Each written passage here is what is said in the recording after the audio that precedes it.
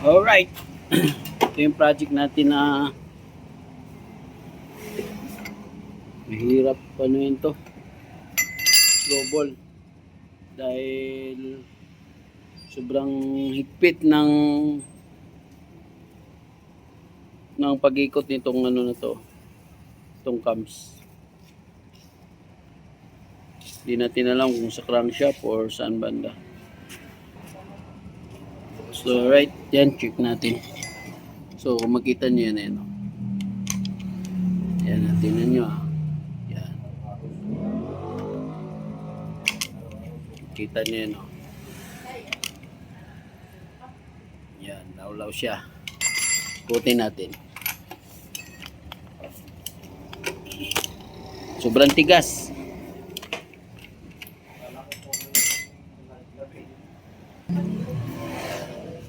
So ayan na. Ayan o. Oh. Oh. Tapos higpit siya. Ayan. Higpit na naman. Tapos yun. Lalawlaw na naman. Ayan o. Ito yung sinasabi ko. Tapos tingnan natin yung timing nito. Kailangan 15 yung galing dito. Papunta dito. 15. Ayan o. Ayan o. Oh. Oh. Tingnan mo ha. Tingnan nyo. Oh, higpit na naman oh.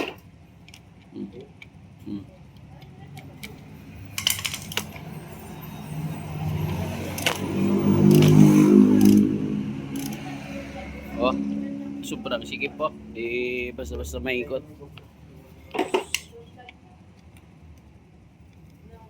So, check natin to. Ano siya, makunat. Matigas pag inikot. Kaya hindi kaya ano. Oh.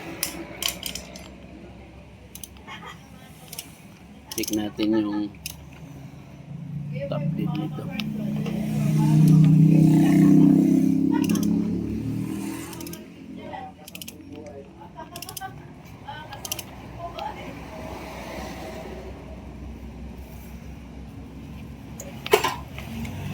One, 2, 3, 4, 5, 6, 7, 8, 9, 10, 11, 12, 13, 14, 15. So, okay, tama naman. Kaso lang, maganit. Check ko yung crankshaft nito.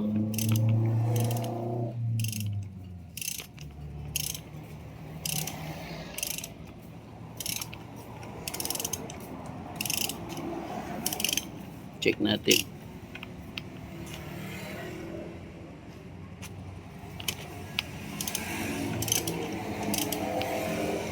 Oh, naglalak siya dito. Oh. Sobrang sikip. Bakit kaya yan? Check natin. Top overall natin muna. Right, ito bubuksan na natin ano. So, ayan, bago natin buksan, wala na siyang bracket dito. Hindi na siya fit. Kumbaga na desalign siya. So, nung nilagay ito, hindi mo na sinaksakan dito. Bago doon.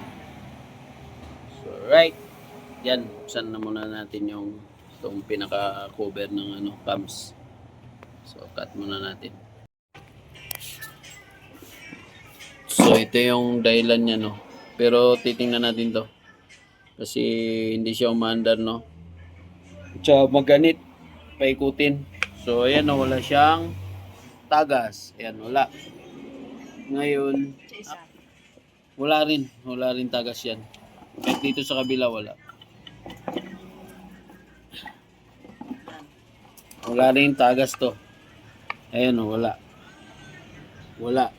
Oh, wala. Dali. So, papakita ko bakit ano. At saka maganit siya paikutin. Lumulundag siya. Balik natin to. Tapos, para may ano tayo. Basihan. Parang rider din siya. Parang Rider. GTR. Rider Repay, yung makina Yan? nito. Ay, JSXR. ay. Ngayon, igpitan natin to. Yan. Igpitan natin lahat. Para makita natin.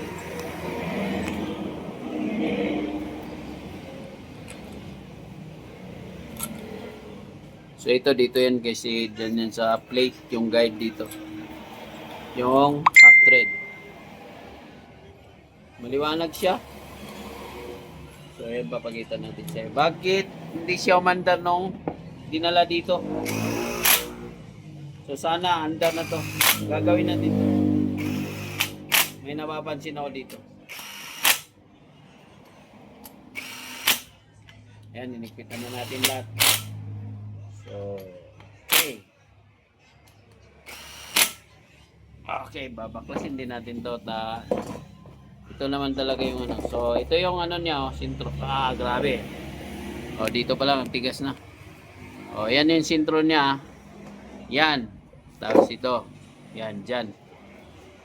Okay, dyan yan, yan, yan yung araw na yan, yan.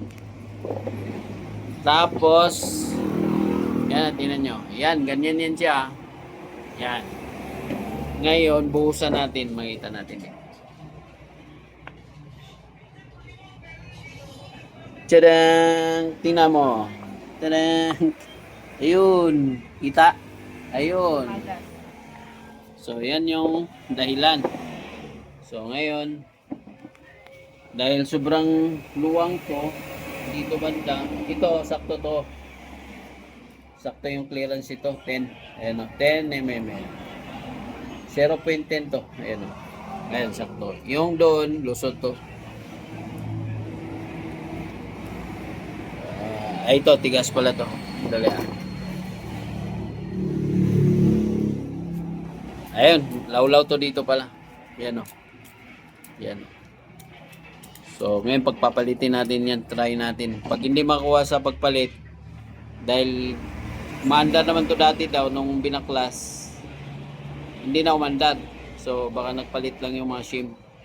So, pagpalitin natin to, itong dalawa kasi dito tumukod eh. Kung sakto, yun. Sasalpak na natin, tapos papaanda rin. Right. Cut muna natin. So, okay, nagpalit din kami ng timing chain. Dahil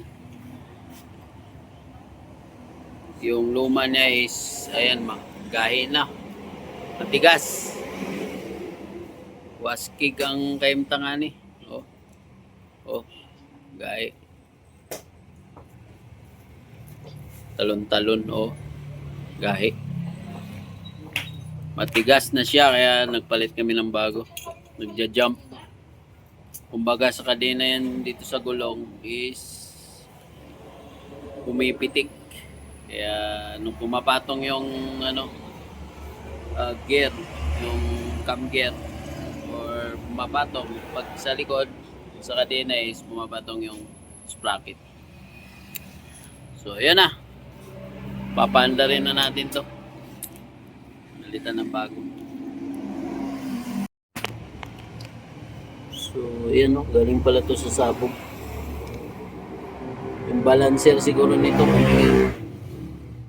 So, kaya kayo magpalit kayo ng damper ng balancer pag kailangan.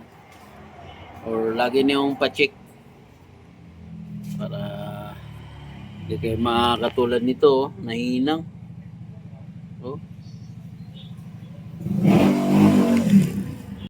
So, Ito yung ano niya? so alright, ito, tatiming na natin. So ayan, madali lang i-timing to. So ito yung bibigay ko sa inyong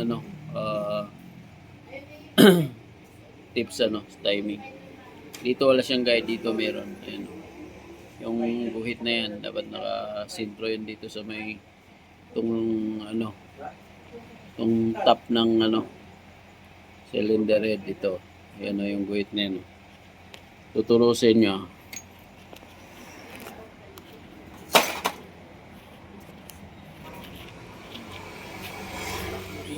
So, okay, yan. To. Yan o. Yan. Yan o. Diretso yan yung araw na yan. Nakadiretso dapat yan. Naka-line dito yan. Tapos ngayon, wala itong wala siyang ano dito marker para makita niyo kung sentro. Ayan. Pero para mas madali, basta naka-line to, unahin nyo to bago nyo ipasok doon. So ang bilang nito 15 hanggang dito. Kaiba to sa carb na bilang ng pin. Galing dito papunta dyan 15. So ito yung picture para hindi kayo malito.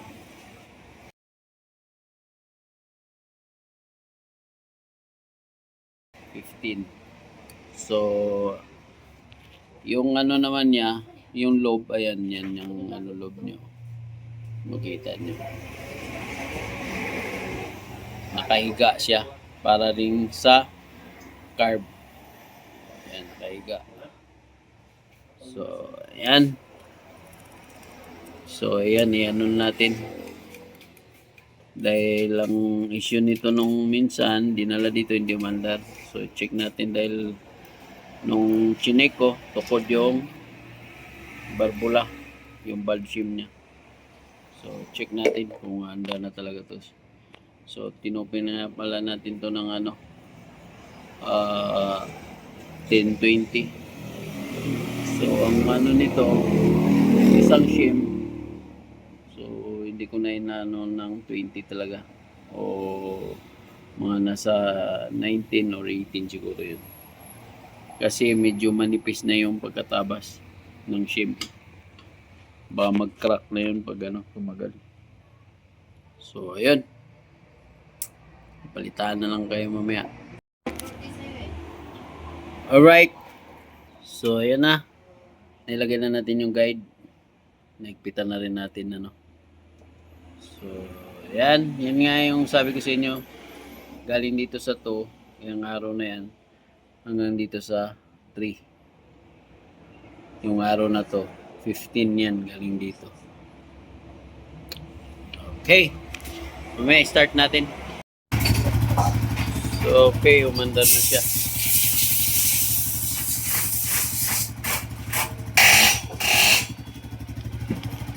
Tahimik naman.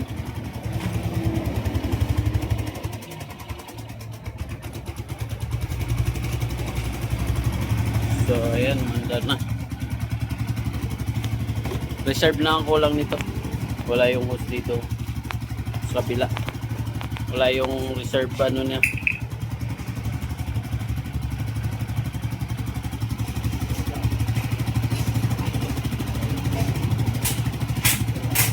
Right, mandar na.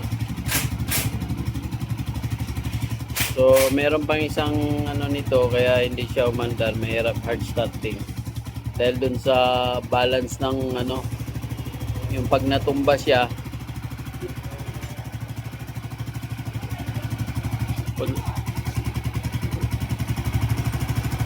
pag natumba, namamatay yung makina. Yun din ang isa dun. Tsaka yung clearance nito, okay na to. Ayan, mandar na. GSXR. So, ayan, wala ring galaw yung ano. Walang galaw yung kulad. So, takpan na natin yan.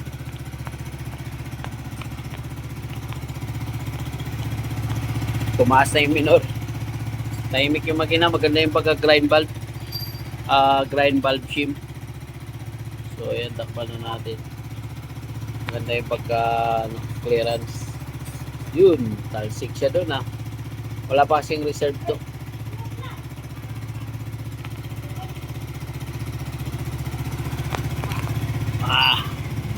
So, ayan, okay na. Manda na siya, tumaas yung minor oh. Alright. Bye. GSXR. Raider FI ang engine nito. Same lang sila. So, ayan. Bye-bye. GSXR. Yan yung ano niyo, itsura. Same lang ang engine ng ano to, Raider FI. 150 yan. Ito yung may-ari. Taga London.